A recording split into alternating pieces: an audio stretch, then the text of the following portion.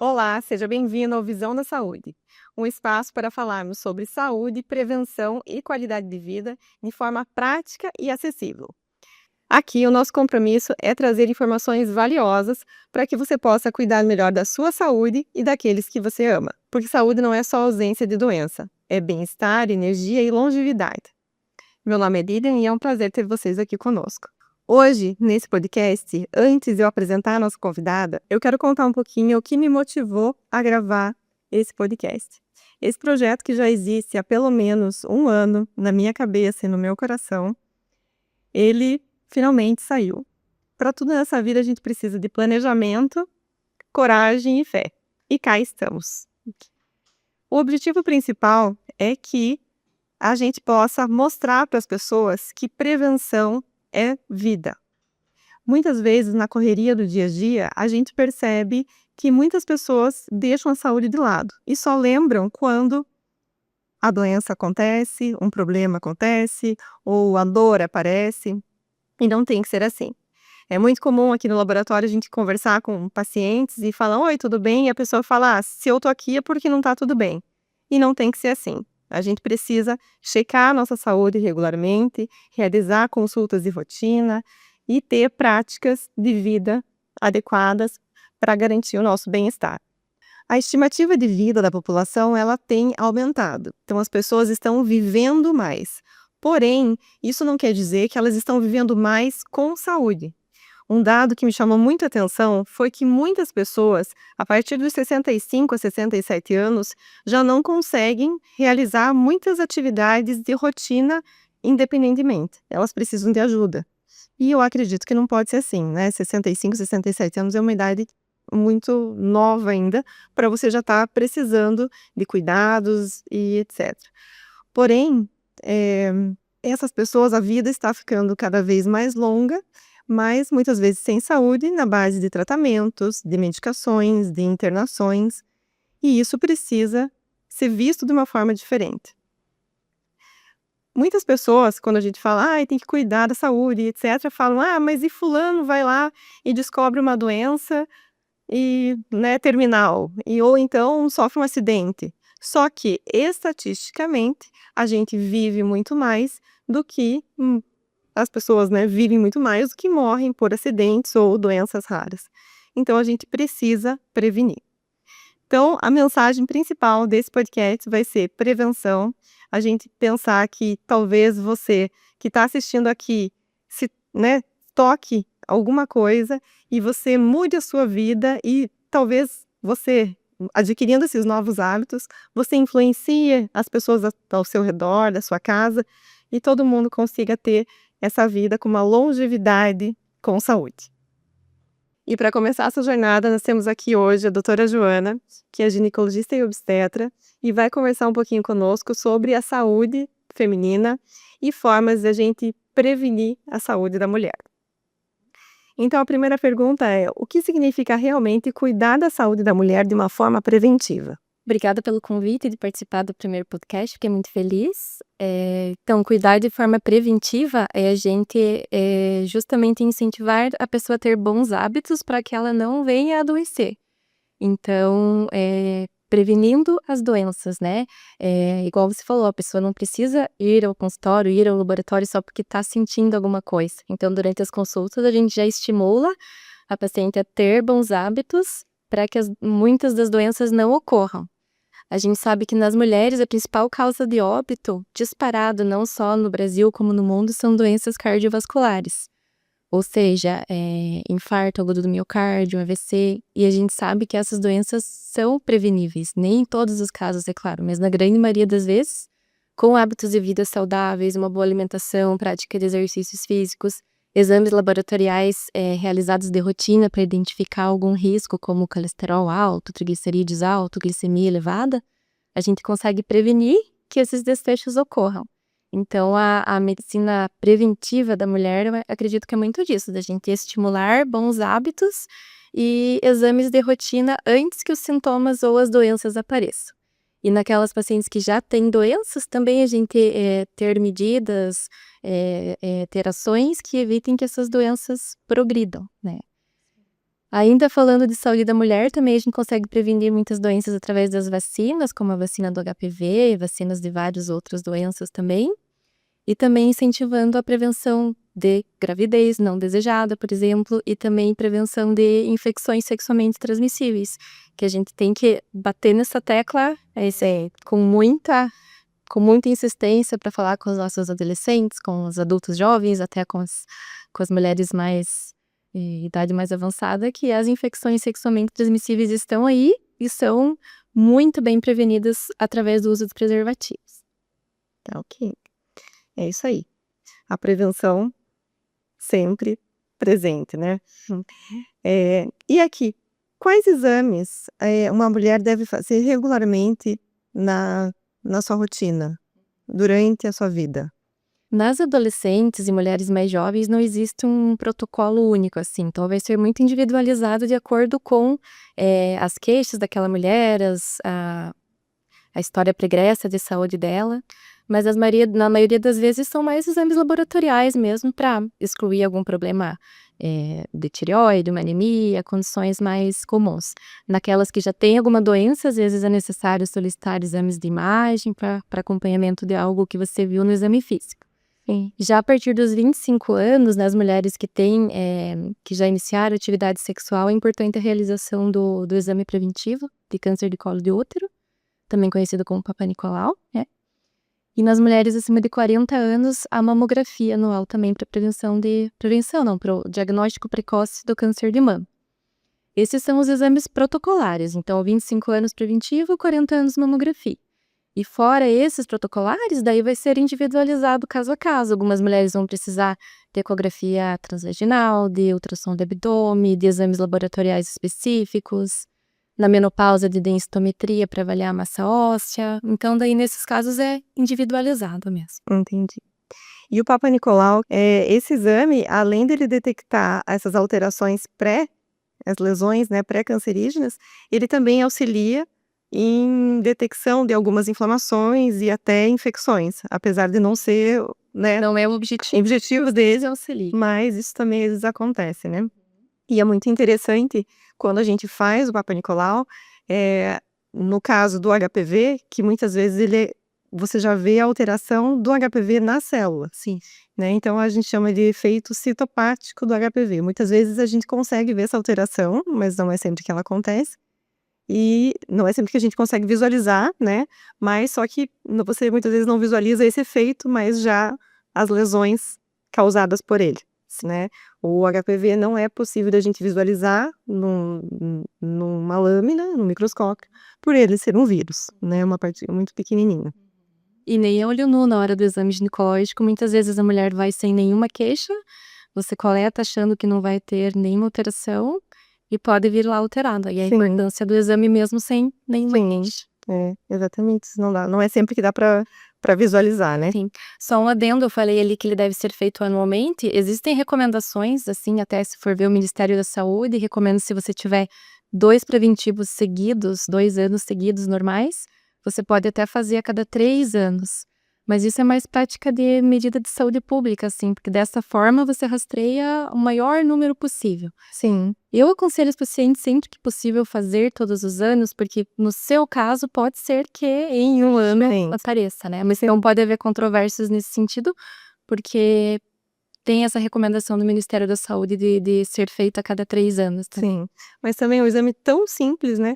E como a gente deve estar ali prevenindo, Sim. não custa uma vez por ano você ir até o ginecologista e fazer, né, a coleta do Papa Nicolau. E como que o estresse e o estilo de vida, eles impactam na saúde ginecológica? É cientificamente comprovado que o estresse, ele diminui muito o nosso sistema imunológico, ele desorganiza todo o nosso sistema de defesa, né? Então, isso influencia em várias condições, então aumenta o risco de doenças autoimunes, de doenças inflamatórias, pacientes que, no caso ginecológico, têm condições como, por exemplo, endometriose, uma TPM muito intensa, até os sintomas da menopausa, nas pacientes muito estressadas, que estão com o sistema imune desorganizado, esses sintomas são muito mais intensos. Então, é muito importante esse controle de estresse para uma forma de manejo não farmacológico dessas questões.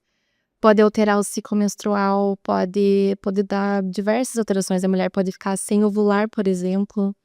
Então, o manejo do estresse em todas as fases da vida da mulher, não só da mulher, dos homens e todas as pessoas, com certeza é muito importante. Sim, e até essa questão que você falou de não ovular, muitas mulheres, às vezes, na ânsia de querer engravidar, também não conseguem justamente por esse estresse, né? Sim, e o estresse leva a outros problemas, sempre. Sim, A uma compulsão alimentar, daí a pessoa acaba desorganizando toda a o vida. processo, a vida. Então, uma coisa leva a outra. Sim.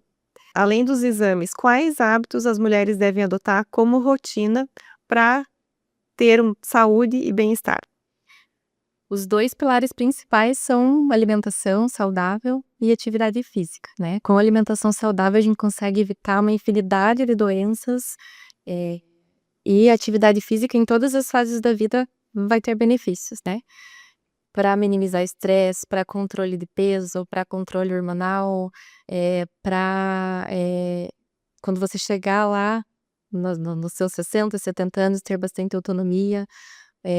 Tem estudos que mostram que quanto mais massa muscular a mulher tem na menopausa, você vai ter menos sintomas da menopausa, menos risco de fratura por osteoporose, Menos quedas. mesmo que as mulheres conseguir correr atrás dos netos, ter autonomia principalmente, curtir a vida quando chegar o momento da aposentadoria, né. Então, os principais pilares com certeza são alimentação saudável e atividade física.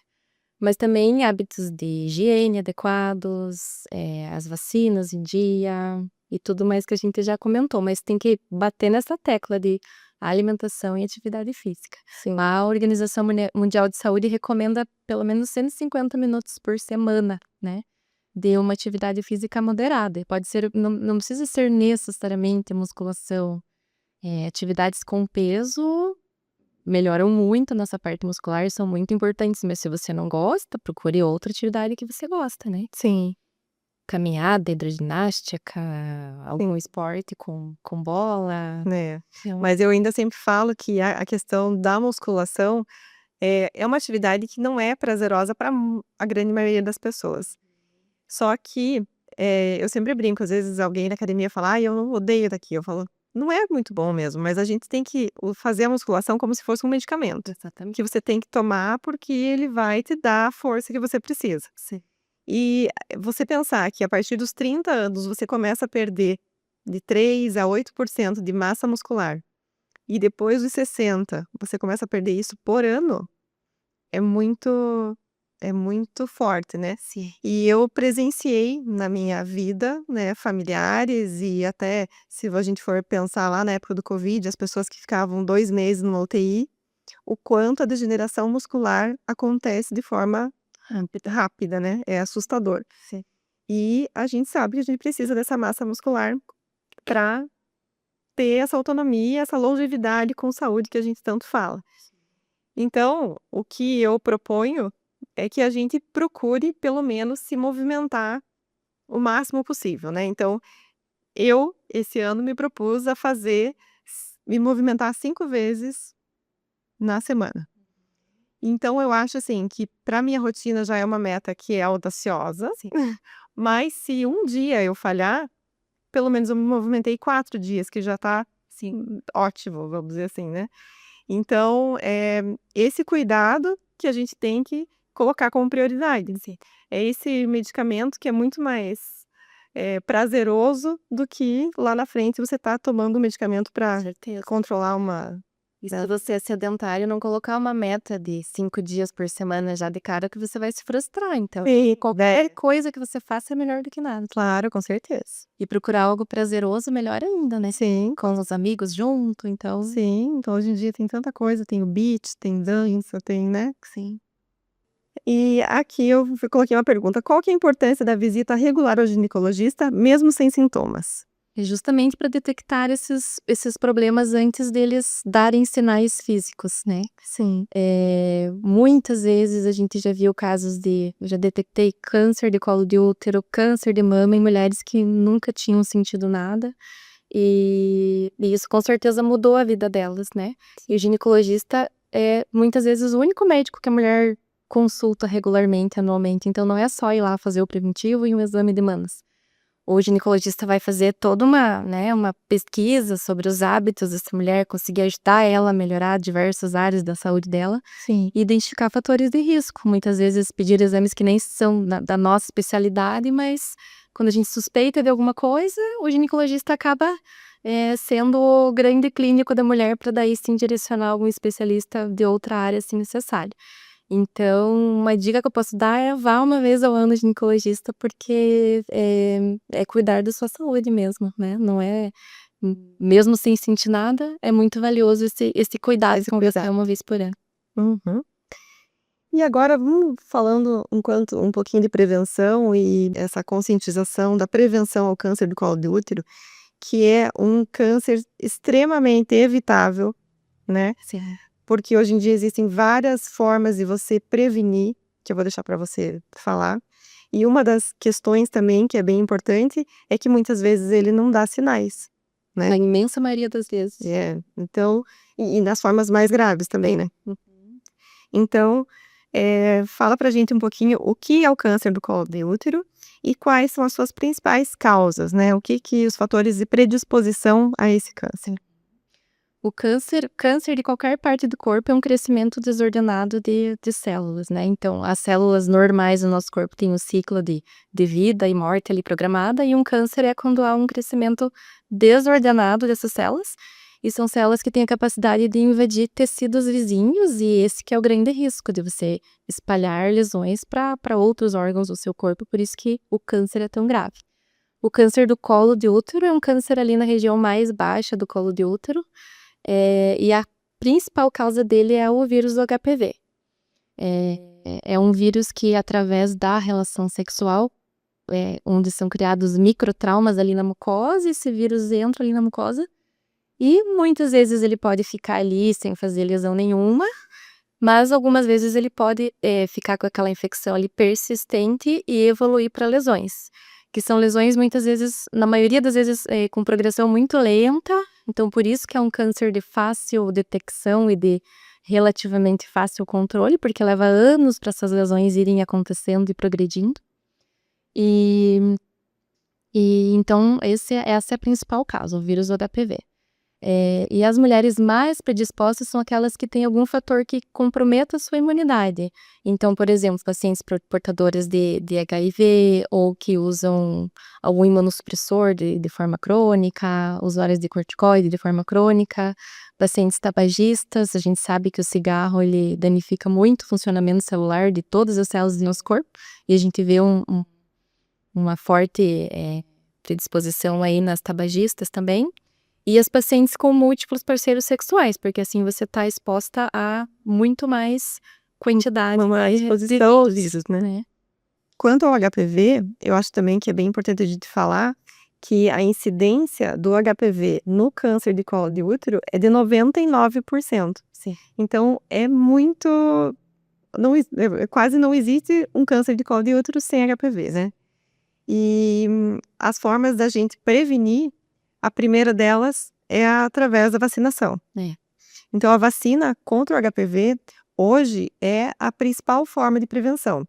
Existem, claro, outras formas que auxiliam, né, como o uso de preservativo, mas a vacina é disparado, né? Prevenir mesmo é somente a vacina. Só a vacina. E assim, as vacinas, existem a vacina nonavalente e quadrivalente. A vacina quadrivalente, ela é a que é disponibilizada na rede pública e ela protege contra 4 sorotipos, que são 2, aqueles que causam as verrugas genitais, que muitas vezes, você sabe melhor do que nós, né? Mas eu acredito que ele visualmente, ele seja mais agressivo, só que ele não se transforma num câncer, né?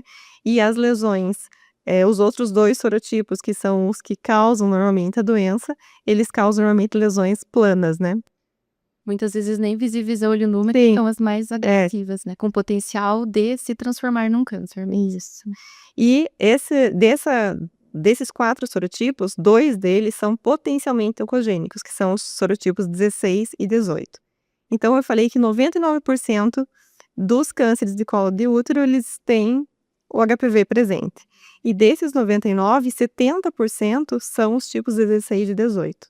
Então, é muito importante que essa vacinação ocorra. A eficácia da vacina é superior a 90%. E a vacina nonavalente, ela vai ter a proteção contra esses 2 sorotipos, que são os causadores das verrugas genitais, porém, ela vai ter ainda a proteção contra mais 7 sorotipos potencialmente oncogênicos.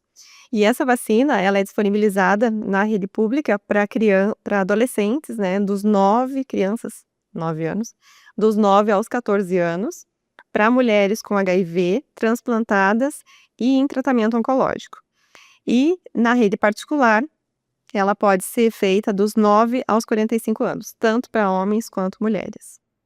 Então, elas são uma forma muito importante de prevenção. Eu acredito que é o único tipo de câncer que pode ser prevenível por vacinas, né? Sim. Nenhum outro, e com tanta base Sim. de E comprovada. além disso, muitas vezes, pacientes que estão com a doença também são indicado, né, a vacinação, porque ele ajuda até na recidiva da doença, né. Auxilia o sistema imune a produzir mais anticorpos. Sim. Mesmo vacinada, a mulher precisa fazer ainda o seu Papa Nicolau regularmente? Precisa sim, porque o Papa Nicolau consegue detectar uma lesão já existente, né. Então pode ser que a mulher adquiriu esse vírus antes de fazer a vacina e que já esteja acontecendo aquela lesão lenta e gradual que eu comentei antes. Então a vacina é importante, protege, mas é só o preventivo que vai conseguir detectar se já existe alteração na célula. Então é muito importante continuar fazendo rastreio até os 65 anos de idade. E por último, eu quero tirar uma dúvida que é muito comum de vários pacientes, a gente sabe que isso às vezes pode causar até um problema conjugal, né, para explicar um pouquinho como que é essa infecção pelo HPV, que ela acontece, que pode ficar ali incubado por muito tempo, né, então eu vou deixar para você explicar certinho como isso acontece, para que as pessoas fiquem mais tranquilas nesse quesito. Já é motivo de muito constrangimento, até Sim. brigas de casais, isso, porque de repente uma mulher lá que já está no relacionamento há muito tempo, de repente faz um preventivo ou um teste. Hoje em dia também existem testes moleculares que detectam HPV, e daí ela pensa: "Mas da onde que eu peguei isso, né, se eu com meu marido há tantos anos e agora aconteceu isso?". Então o vírus do HPV, ele pode ficar, incubado ali, sem causar nenhuma lesão no preventivo ou sem ser detectado no exame molecular por muito tempo. E, de repente, por algum motivo, até algum momento que a nossa imunidade está mais baixa, onde há uma replicação viral mais alta, essa lesão aparecer. Então, o fato de ter um preventivo alterado ou der um teste de PCR de HPV positivo, não quer dizer que você adquiriu essa lesão, esse vírus naquele momento. Isso pode ter acontecido 10 anos atrás, 5 anos atrás, e não tem como culpabilizar ninguém nesse sentido. Sim, então isso é um ponto que eu acho que é bem importante, que é uma dúvida muito comum. Ter HPV não é vergonha pra ninguém, porque às vezes a mulher fica se sentindo suja, digamos assim, né, ou com vergonha. E, na verdade, todas as pessoas que têm relação sexual estão expostas a esse vírus. Se você for ver, tem 200 tipos de HPV, né, desses que acometem a região genital são mais de 100 tipos. Então é muito provável que você tenha se um dia criarem testes para detectarem todos os tipos e todas as mulheres fizerem, todas vão ficar malucas achando que estão doentes. Sim. Mas ter o HPV não quer dizer que você tem E você ainda vai desenvolver, né, lesão. a doença. Inclusive esses testes, hoje em dia tá até mudando acredito que nos próximos anos vai entrar até como protocolo fazer esse teste de biologia molecular para detectar se você tem o vírus no seu corpo, porque ele consegue detectar se você tem esses de alto risco. Só que até que ponto vai ser saudável você achar que você tem um vírus de alto risco, se ele não vai de fato te causar lesão nenhuma, né? Então nunca vai ser abandonado o preventivo, porque o que interessa é saber se você tem a lesão. Se você tem o vírus no seu corpo, mas ele não causou nenhuma lesão, sem problema nenhum, só continua. Muitas pessoas vão ter, né, durante uma vida toda e ele não vai se manifestar. E Porque- isso pode causar muito estresse psicológico, né? Da pessoa achar que está doente Porque muitas vezes o nosso organismo ele vai combater, né? Você vai entrar em contato, mas se você tá com o sistema imunológico tudo ok, o teu organismo ele vai combater, né? E muitas vezes a gente vê alterações de preventivo que a gente chama lesão de baixo grau. E a conduta realmente é só repetir o exame, porque em 6 meses você vai lá ver o seu organismo eliminou o vírus e vida que segue. Não precisamos ficar preocupadas em relação a isso, que tem muitos estudos que comprovam essa evolução lenta e gradual. E falando do câncer de colo de útero, quais sintomas que eles podem aparecer e são um sinal importante para que a mulher procure o seu médico? Na maioria das vezes não tem sintoma nenhum, né? Só em casos mais avançados que é comum presença de como se fosse uma secreção vaginal com um cheiro mais forte, uma secreção mais aguada, contínua. E nesses casos a gente geralmente já visualiza lesões em estágio bem avançados, porque daí já faz uma necrose ali no colo do útero. Então nesses níveis a gente não quer detectar o câncer, né? Sim, a gente quer detectar ele em estágios iniciais e tratáveis. Outros sintomas que podem acontecer antes de se tornar uma lesão tão grande é sangramento após a relação sexual, ou um sangramento vaginal fora do período menstrual, dor durante a relação sexual também podem ser sintomas. Mas só quero deixar claro que, na imensa maioria das vezes, esses sintomas não têm nada a ver com câncer de colo de útero. Sim. Mas por isso que é importante ter os sinais, fazer os exames de rotina. Mas a maioria não dá sintoma nenhum nos estágios iniciais. Que é quando a gente precisa detectar. Exatamente. Doutora Joana, muito obrigada por ter você aqui conosco hoje, nesse primeiro episódio.